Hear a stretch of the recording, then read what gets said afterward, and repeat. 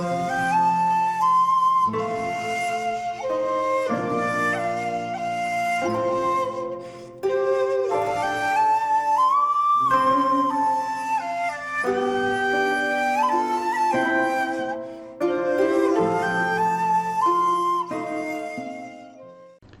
there, this is Solitary Ronin from Solitary Ronin Films, and welcome to another double take. Today's double take features the Hong Kong director Dante Lam, and the two films are The Twins Effect from 2003 and The Beast Stalker from 2008. Now, Dante Lam was a name that was brought up by Hoos from A Touch of Film when he was on Ronin Nazarin Talk, which is the channel I do with Nazarin Prod. So I checked out some Dante Lam films. I actually had one of them, Beast Cop, which he directed, co-directed with Gordon Chan. But I picked up these two on DVD, even though both of them I now realised are on Amazon Prime in the UK. So you can check them out if you're a Prime member. Two films that are completely different, 5 years apart, which speaks to Dante Lam's versatility. He's done a little bit of everything. The first one, Twins Effect from 2003, which stars Aiken Cheng, Charlene Choi, Jillian Chung and Jackie Chan. Yes, Jackie Chan makes an appearance. This is complete and utter hokum, complete and utter nonsense, but if you're in the mood for it, it's highly enjoyable. Complete and utter nonsense. There is a place and a time for complete and utter nonsense, and the Twins Effect does it very well. The basic story is about vampire hunters, and there's a lead male vampire hunter who goes through female partners, and he has a habit of falling in love with them and then watching them die in front of his eyes. So he's damaged, so he gets a new one and promises he won't fall in love with her. And then his sister happens to fall in love with the local head of the vampires, who in a nice twist has rented a church to live in, because as they make a point, churches don't really mean anything to them anymore. They've kind of grown out of that. It also co-stars Anthony Wong, who will be familiar if you're a fan of Hong Kong cinema. He does a wonderful cameo.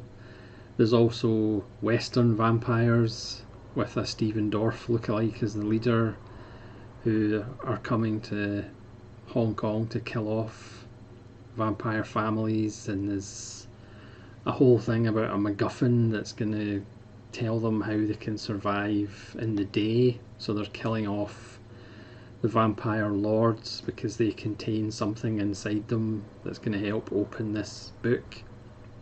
There's a hilarious stretch where within about 4 sentences, characters mention this book about 20 times. You end up laughing at it. Jackie Chan turns up halfway through the film. He's getting married, and the head of the vampires has just covered himself in like oil to hide from the sun, and at one point he's like burning up. And his bride is a heavy drinker, and Jackie Chan's trying to hide that from his parents. And then later Jackie Chan's an ambulance driver who gets involved. And there's lots of slapstick comedy in the film. There's wonderful action as well, but again, like I said, it's completely daft. But it does have a few surprises, which you perhaps wouldn't expect. I mean, on certain sites it gets like 5.5 out of 10. I think that's quite harsh if you're in the mood for daft silly fun on a Saturday night. Twins Effect, it does its job, I think. Whereas if you sit and analyse it and go over it, then obviously it's going to come up short if you're expecting a serious film. Apparently the sequel, which as far as I'm aware Dante Lam had nothing to do with, is pretty terrible. But again, Friday or Saturday night entertainment when you don't have your brain switched on too much, I think you'll get a lot of fun out of the Twins effect. Or maybe you'll absolutely hate it, that's entirely up to you. But 2008 Beast Stalker is a different kettle of fish completely.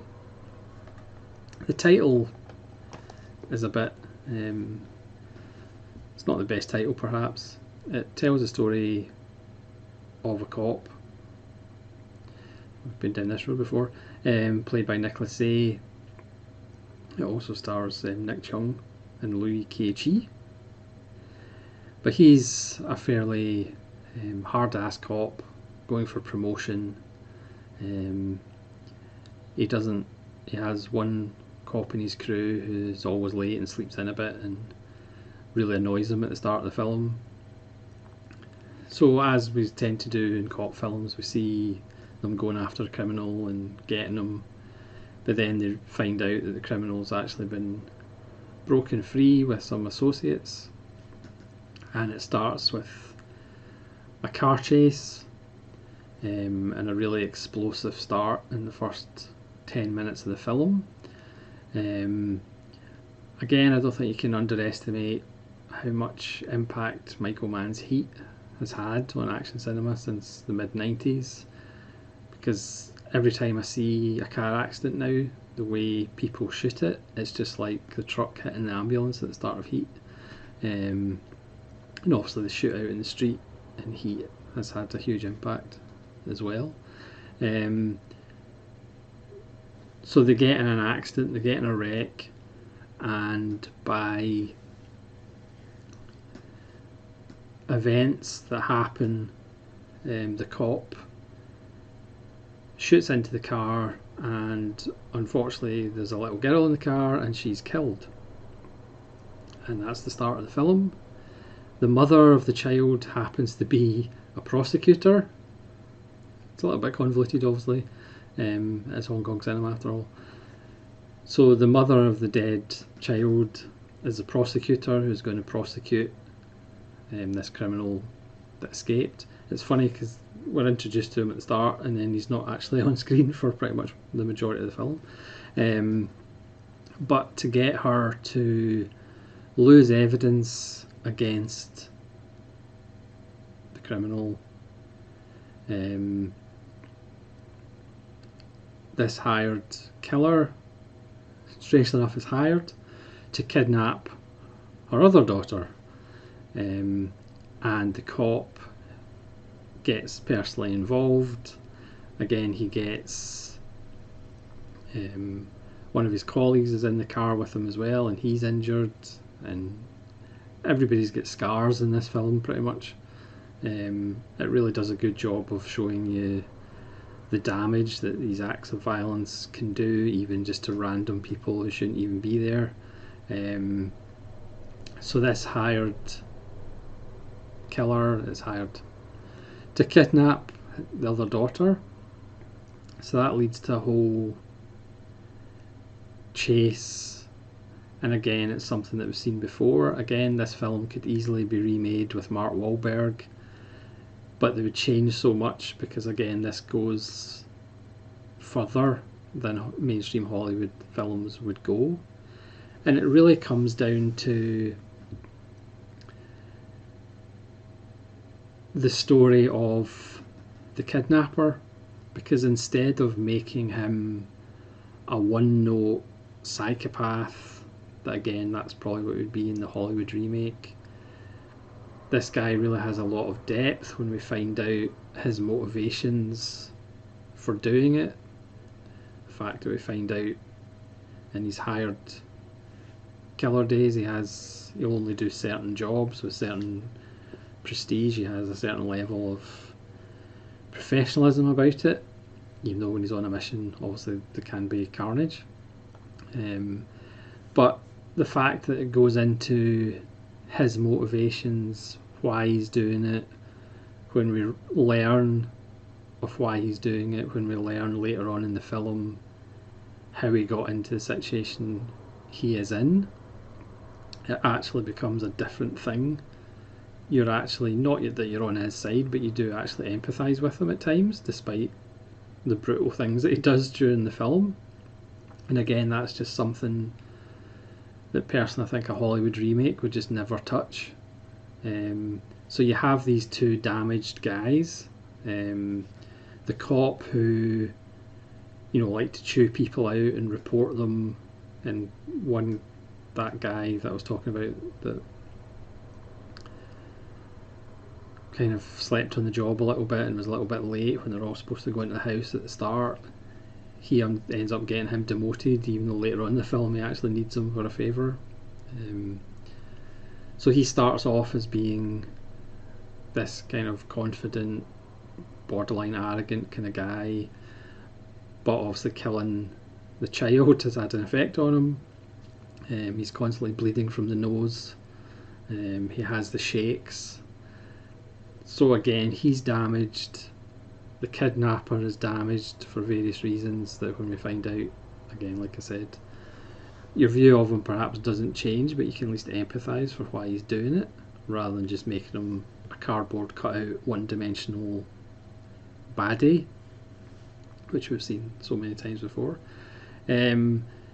It's shot really well, it's acted brilliantly, all the leads are great, the prosecutor's wonderful when she thinks, you know, her second daughter is basically going to die as well, after losing the first one, because she feels guilty about that as well. Everybody feels guilty in the film, apart from the criminals actually on trial.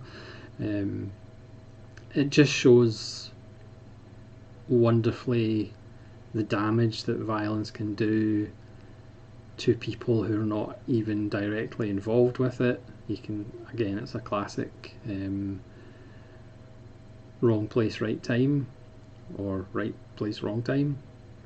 And again, the performance by Nick Chung as the kidnapper is excellent, and his motivations and reasons really elevate the film from what is essentially, you know, a story that perhaps we've seen so many times.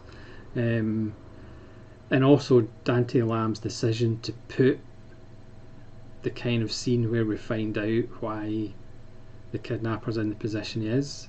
His placement of that scene is very interesting.